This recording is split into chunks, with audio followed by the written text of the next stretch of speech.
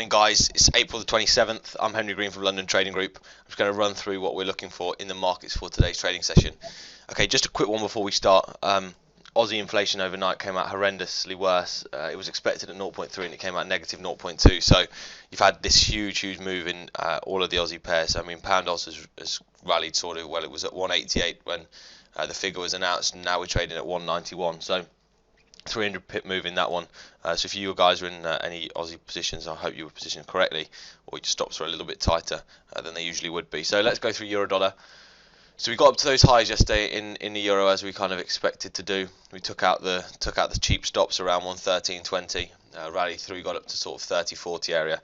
We have since come off. So I still believe we're in, you know, I think I'm looking for the downside in the euro still. I think we're at the top of the range.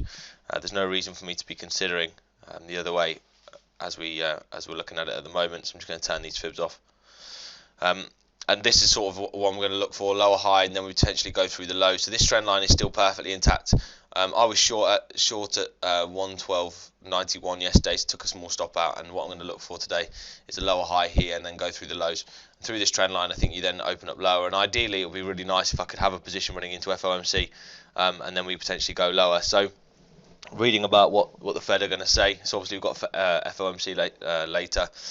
Big mover, guys, so just be wary, protect your accounts from something like today. I won't be trading it.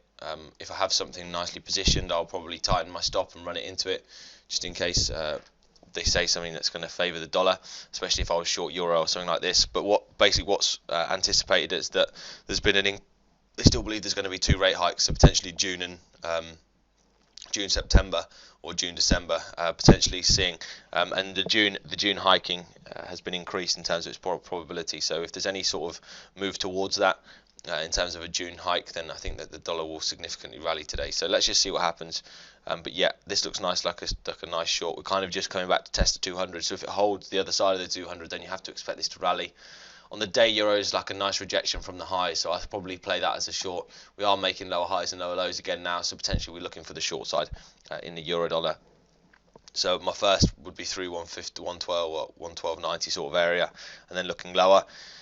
First target back down to the lows at 112.25, and then through there, I think you can probably take on 11.70 with a final target down towards 111. So that's what I'm going to be looking for the euro. In cable, we've kind of rejected off the 146.30 highs. I had a good level up there in cable. We rallied all the way up there yesterday, hit the hourly D to basically the pip, and have come off. So if you put the new fib in now, it just confirms for me that this was the fib sequence we were looking at.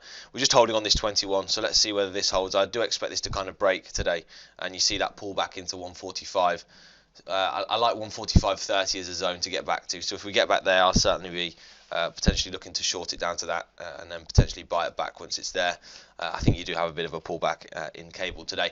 It looks overextended, and you've had that rejection just as it did previously when it got up towards 146.30. We've rejected again, so I like that to kind of bounce. We've completed the weekly fib finally.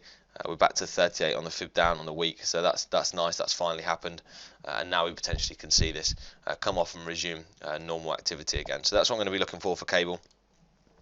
Dollar yen, I still like the long side of this one. Nice rejection from the lows yesterday. I think we still have room to rally in this one. So all I did yesterday, let me make sure these fibs are correct. So the fibs on the way down are pointing down towards 110.90, which we did get towards yesterday.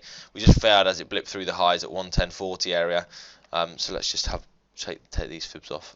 Give me 1 second, guys. Okay, so we're still in this major fib sequence up here. I still like this to rally. This is the major one. That's taking us back up towards 112.40, and I do see this happening. I just got to make sure that you don't miss it when it happens. So this was my counter trend line beforehand. So all I'm going to do again is just put this in, and I'm waiting for that lower high, or high low, sorry, now, and then potentially through it. That's the 50 again on the hour, which is held as really nice resistance. If you do get a blip through, look for it to hold on this moving average here, the 66 on the hourly, because that's held really nicely yesterday, and I'd used that beforehand, so I was waiting for that to hold, and it did again. So maybe you get a little bit of a blip through, see if it holds around there, and then I'll be looking to buy dollar yen. My first target in that one, let's have a look at this one. My first target in that one is it between, yeah, so I think you watch it to the highs, so around 111.80, and then I think 112.20 is a really good target, and that's where I'll be certainly taking my profit. A few things line up with 112.20, and I do like it up there, so that's where I'm going to look for dollar yen. Dollar CAD is right at the low of its range now. I've got this right at the lows. 126 is my 127 as well. So there's a few things that are telling me that this is where this kind of should stop here. Um, we have had that pullback. The first target's complete, so if you go through it, it's going to be a fast move down. If not, I think this is quite a good area to maybe look for the buy in dollar CAD. I mean, yesterday's looked pretty heavy, and I do favour the downside on the weekly chart. So just see what happens with dollar CAD.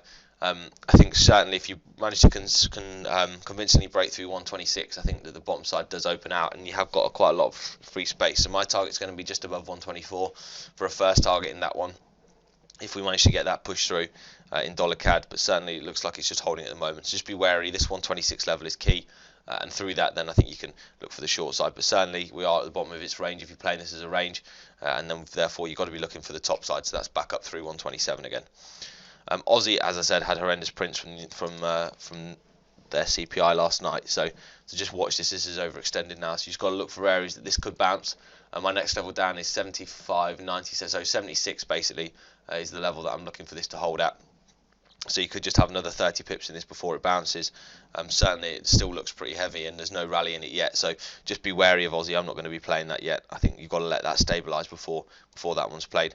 So Kiwi, we broke through that trend line. We've kind of just gone sideways after it. You had that first push up to the 127 and then fail, and we've just backed down at the deepest retracement down at the 38 now. So maybe this has one more push lower on the 15 minutes. They're guiding us down to 68.40, which takes us down to, I believe, the 127. Yeah, so the 78.6 gets hit. So potentially we just see Kiwi come off a little bit this morning. We are just going sideways, and if we're going sideways, we're kind of at the top of its range here. So you've got to potentially be looking for the short side. I noticed a bit of a head and shoulders on the daily, so I think that if you have got that sequence now, so have a look at that head and shoulders on the daily at the top there. The weekly looks toppy, so this could be an idea, and I think back through sort of 68.35, you're certainly looking to take the lows on, and we go through potentially to take on the lower levels, sort of 67.50 and down to 67. So that's what I'm going to be looking for the Kiwi. I think the safer side is to play the short side, so we're getting in at good levels or on momentum breaks. Okay guys, that's a quick wrap up of today. FOMC later, so don't expect too much movement during the day. We've got the crude oil inventories out at 3:30 as well. GDP prelim from the UK at 9:30. So FOMC's at 7. So maybe we get a bit of a move this morning, and then it dies down into this afternoon. So just be careful. Maybe just look to take smaller targets. Don't be aiming for too much. Maybe position yourself for some dollar pairs moving into FOMC. But certainly I won't be taking any new positions or trading it whilst it's happening. So that's what I'm going to be looking for today, guys. I hope that's been useful. I'll be back tomorrow with another market update. So happy trading, and I will speak to you tomorrow. Thanks very much.